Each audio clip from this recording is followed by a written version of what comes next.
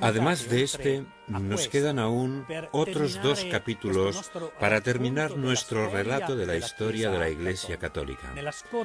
En el capítulo anterior hemos visto cómo nacían y arraigaban dentro de Europa las monarquías absolutistas. Pero a la vez hemos visto cómo surge en la Iglesia Católica un nuevo espíritu misionero. En el año 1622, el Papa Gregorio XV había fundado la Congregación de Propaganda Fide como instrumento para llevar el Evangelio a las nuevas poblaciones que los descubrimientos habían mostrado al mundo. Y como sucede siempre en la Iglesia, los misioneros se encuentran con grandes dificultades al enfrentarse, por ejemplo, con la política de los conquistadores. Y tanto en Europa como en las tierras recién descubiertas, quien lleva siempre las de perder son las personas más débiles, los más pobres, que son cada vez más marginados. En Europa, gracias a la obra de un sacerdote francés llamado Vicente de Paúl, toma forma la nueva evangelización de estos desheredados. San Vicente de Paúl funda la Congregación de los Lazaristas, con la que quiere llevar la nueva del Evangelio de Jesús a los pobres de Europa. Pero la gran novedad es la fundación de una congregación de religiosas que tendrá un espíritu completamente diferente desde las congregaciones femeninas conocidas hasta el momento. Es la primera aparición de lo que podríamos denominar como religiosas activas, religiosas que están en medio de la gente. Vosotras, les escribe San Vicente a las monjas, tenéis como monasterio las casas de los enfermos y aquella en la que reside la superiora. Vuestra celda es una habitación alquilada, vuestra capilla, la iglesia parroquial, vuestro claustro son las calles de la ciudad. Vuestra clausura es la obediencia, la reja el temor de Dios y vuestro velo es la santa modestia. Es una revolución increíble, pero siempre dentro de la senda de la caridad, del amor. Hombres y mujeres dispuestos a dar testimonio del camino de amor, de un evangelio sencillo y de su adhesión a la persona de Jesús. San Vicente logró la aprobación de una organización de mujeres laicas fuera de la clausura y al servicio del prójimo. Estas son las hijas de la caridad, que han alcanzado gran difusión por todo el mundo. Hoy en día son unas 20.000, aunque en los tiempos del tercer centenario de San Vicente, en 1960, cuando yo conocía esta figura extraordinaria, se decía que las monjas eran 44 o 45.000. Era la comunidad más difundida por todo el mundo, y no eran monjas. Las hijas de la caridad son personas que no hacen ni siquiera los votos, profesan votos secretos anualmente, solo la primera vez pueden pronunciar la fórmula de consagración fuerte, pero en la fórmula de consagración se hacen votos para un año, de pobreza, castidad y obediencia, según las constituciones y los estatutos que son propuestos. En el siglo XVIII, como se puede ver en este mapa, los cristianos han llegado prácticamente a todas partes, aunque divididos. Los católicos están en Italia, España, Polonia, Austria, Bohemia, Países Bajos, Alemania del Sur e Irlanda. Católicos son también la mayoría de los franceses, muchos húngaros y suizos y una minoría en Inglaterra. Los luteranos son mayoría en Alemania, Rusia y Escandinavia. Los calvinistas predominan en algunas zonas de Suiza, están presentes de forma dispersa por Europa y gobiernan firmemente en Holanda. La situación en las tierras de misión no es muy diferente. Los católicos han arraigado su presencia en Sudamérica y en Asia, así como en los sectores controlados por Portugal en África. En Norteamérica se encuentran todos, desde los católicos hasta los puritanos, pasando por los anglicanos. Como habéis podido ver en los mapas que se han mostrado, ya no hay unidad religiosa. Es verdad que la religión católica es mayoritaria, pero ya no hay unidad. Para entender todo esto, debemos mirar hacia atrás un momento y situarnos en la Universidad de Lovaina, en Bélgica, a principios del siglo XVI. Allí enseña Cornelio Hans, llamado Jansenio, que centra su pensamiento no ya en el Dios misericordioso, amor crucificado, sino en el Dios riguroso. Su pensamiento desarrollaba la idea de que Dios no ha salvado a todos los hombres, que no murió en la cruz por todos los hombres, sino solamente por aquellos que han sido elegidos y viven de manera íntegra y rigurosa su pensamiento y su doctrina. El jansenismo se difunde en Francia hasta el punto de que en 1713 Clemente XI debe dictar una bula que condena las teorías extremistas de uno de los discípulos de Jansenio, un tal Kessner. Pero los más activos contra esta corriente rigorista son los jesuitas, los cuales son la fuerza más importante en la instrucción de las clases dirigentes. Pero también el principal obstáculo para aquellos que querían replantear la participación y la presencia de los católicos dentro de los gobiernos. Pero, ¿cómo estaban organizados los gobiernos de entonces? El siglo XVIII es la época en que la administración de los estados europeos está totalmente concentrada en manos de las familias reales. En la administración de los estados ya no hay órganos representativos medievales como las asambleas de señores, de ciudadanos libres o los consejos de las ciudades mercantiles como Venecia. El Estado está ahora completamente en las manos del rey.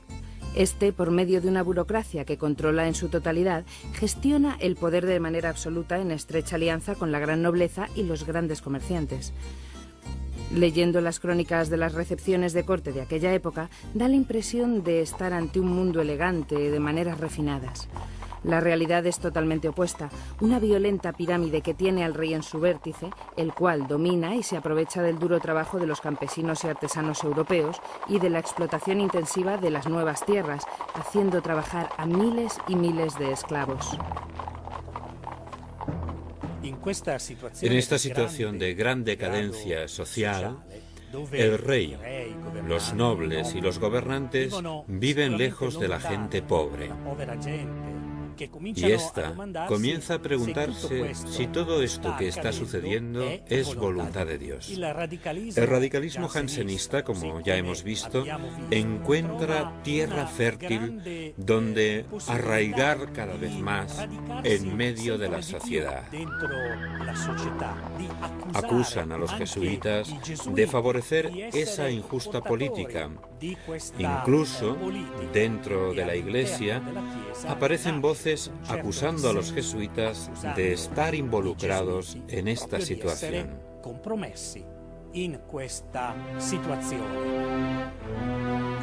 En este clima surge la pregunta sobre cuál es el verdadero cristianismo. Ante las divisiones que existen entre los cristianos, intelectuales, filósofos y escritores comienzan a pensar que existe un camino sin Dios. Afirman que la misma Iglesia ha sido superada por los hechos, que no tiene ya nada más que decir. La búsqueda de Dios es un asunto puramente humano. Empieza y termina en la razón, y en ella encuentra sus reglas y modelos a imitar. La Iglesia Católica, los cristianos, los creyentes deben enfrentarse a este nuevo pensamiento que es la Ilustración. La época ilustrada no ha terminado aún. Es un fenómeno de aceleración de las iniciativas laicistas en la educación que ya habían comenzado a principios del siglo XVI, sobre todo con la Reforma luterana. ¿Qué queda de aquella ilustración francesa de Rousseau y Voltaire? Pues sobre todo el aspecto polémico, no el aspecto constructivo. Voltaire no es antirreligioso, es anticatólico de manera visceral, sobre todo por lo que representaban antes de la Revolución Francesa el alto clero y el vínculo de la Iglesia Católica con el Ancien Régime. Estamos en 1740. Ha sido elegido Papa Benedicto XIV, el cual reintrodujo el rito del lavatorio de pies en la misa del Jueves Santo y revisó el calendario de fiestas religiosas obligatorias. Intentó abrir el diálogo con el mundo de la filosofía ilustrada, escribiendo él mismo a Voltaire. Mientras tanto, crece cada vez más la hostilidad hacia los jesuitas, sobre todo entre los círculos de los ilustrados. Esta hostilidad nace fundamentalmente del hecho de que los jesuitas obedecían solo al Papa y a sus propios superiores. Ahora el pontífice es Clemente XIV. Durante su pontificado se alzan voces que presionan procedentes de los diferentes gobiernos europeos como Portugal, España y el Reino de Nápoles, o los ducados de Parma y Piacenza, solicitando que se silencie a los jesuitas. Las presiones son tales que Clemente XIV se ve obligado a suprimir en 1773 la Compañía de Jesús. Aquellos jesuitas, fundados a mediados del siglo XVI por San Ignacio de Loyola, eran suprimidos con un acto administrativo del pontífice. El daño es enorme. Las escuelas, universidades, centros de formación y reunión de jóvenes son cerrados. Vivimos anticipadamente, aunque quizá de manera menos dramática, lo que sucederá más adelante con la Revolución Francesa, cuando sacerdotes, monjas, religiosos e instituciones católicas serán violados y cerrados. En el año 1776, las 13 colonias inglesas de Norteamérica declaran su independencia de Inglaterra. El acto por medio del cual nacen los Estados Unidos de América es también la primera formulación de los derechos del hombre. Desde aquel momento, la pequeña comunidad católica y los irlandeses que habían emigrado allí son reconocidos con los mismos derechos y dignidad que las demás religiones. Es el 6 de noviembre de 1789. John Carroll es nombrado primer obispo de los Estados Unidos de América en la diócesis de Baltimore, donde la presencia católica era más numerosa. La capacidad de gestión de este obispo, que había sido uno de los padres fundadores del nuevo estado, obtuvo sus frutos. Cuando el obispo John Carroll murió en 1815, los católicos eran ya 150.000, los sacerdotes 100 y 4 las sedes episcopales. Algo muy diferente sucedió en Francia con la Revolución Francesa. La Declaración de los Derechos del Hombre significó para la Iglesia Católica una auténtica matanza indiscriminada de sacerdotes, monjes y monjas, conventos e iglesias profanadas y quemadas. Las guillotinas cortaban la cabeza de todo aquel que fuera considerado antirrevolucionario. La descristianización de Francia se había convertido en uno de los objetivos del terror, que culminará el 2 de mayo de 1794 con un decreto de Robespierre que introducía por ley el culto al Ser Supremo, concebido como una especie de religión oficial del Estado. Este es el último acto de una guerra con la que creían haber destruido y fragmentado a la Iglesia. Así pensaban y esperaban, pero la sangre de miles de inocentes no fue vertida inútilmente. Entre todos estos episodios, no podemos dejar de recordar a un grupo de monjas carmelitas, guillotinadas mientras invocaban, cantando, la presencia del Espíritu para que la Iglesia de Jesús volviera a florecer en las tierras de Francia. Mientras suceden estos violentos y sangrientos hechos, el Papa es Pío VI, que al principio se mostró atemorizado ante tal violencia. En 1791, los revolucionarios franceses pretendieron que los sacerdotes jurasen y firmasen su fidelidad a un Estado que era claramente anticristiano. Y el sucesor de Pedro alzó la voz para condenar en su totalidad la Revolución Francesa. Tras la breve etapa del triunvirato, surgió la figura de Napoleón Bonaparte, el cual mantuvo siempre bajo presión al Papa. En 1796 ocupa Milán, a las puertas del territorio pontificio. A pesar de su presión cada vez mayor, el Papa no retira su condena a los principios de la Revolución Francesa, que pretendían arrebatarle de su cuidado al rebaño que Dios le había confiado. Poco después, será invadida Roma, el Papa arrestado y encerrado en la Cartuja de Florencia hasta su muerte en el exilio. La ocupación de Roma por parte de los franceses les parece a muchos una señal de un próximo hundimiento de la Santa Sede. Pío VI había dispuesto a principios de 1797 que a su muerte el cónclave para la elección de un nuevo pontífice podría tener lugar incluso en condiciones de emergencia. Así, en Venecia, bajo la protección austriaca, en 1800 es elegido Papa Pío VII. Este, junto a su fiel secretario de Estado, el cardenal Ercole Consalvi, vuelve a Roma con Napoleón Bonaparte. El 16 de julio de 1806 firma el concordato que reconoce en Francia al catolicismo como la religión de la mayoría del pueblo francés. Las relaciones entre los pontífices y Napoleón degeneran. Ahora es el Papa Pío VII quien se ve obligado a presenciar la autocoronación de Napoleón en París. Es el 2 de diciembre de 1804. No habían pasado ni siquiera 4 años, el 2 de febrero de 1808, cuando Napoleón y su ejército entran en Roma, ocupan el Estado Pontificio y vuelven a encarcelar de nuevo al Papa. El 10 de junio de ese mismo año, 1808, Pío VII excomulga a Napoleón Bonaparte. Entonces, el Papa es arrestado y conducido hacia Francia, siendo alojado de manera provisional en Savona. Todavía hubo que sufrir bastantes años de violencia. El Papa estaba prisionero cuando Napoleón fue derrotado definitivamente en Waterloo en 1815.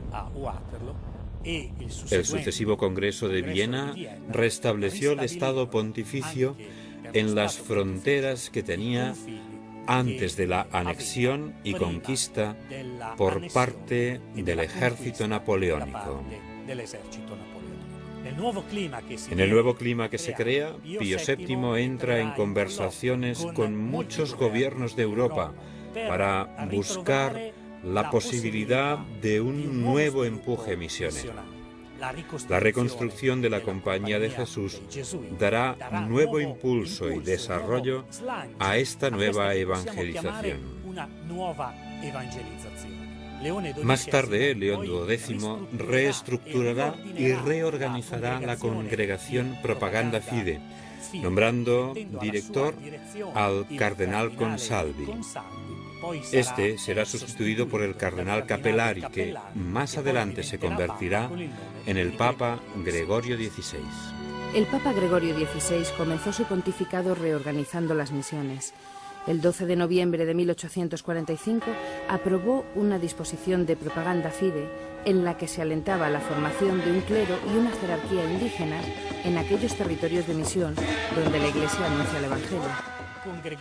Con Gregorio XVI, la Iglesia afirmaba su alejamiento de las luchas meramente políticas y se dedicaba con nuevo vigor e impulso en esta evangelización, a la misión de llevar el Evangelio a todos, para hacer cada vez más presente la vida de Cristo. Evidentemente esto no significa encerrarse en el ámbito espiritual, sino trabajar con más ahínco en apoyar a los más pobres, en apoyar a quienes más necesitan. Aquí podemos ver el nacimiento de lo que luego será el desarrollo de la doctrina social de la Iglesia, de los principios que deben guiar a una sociedad.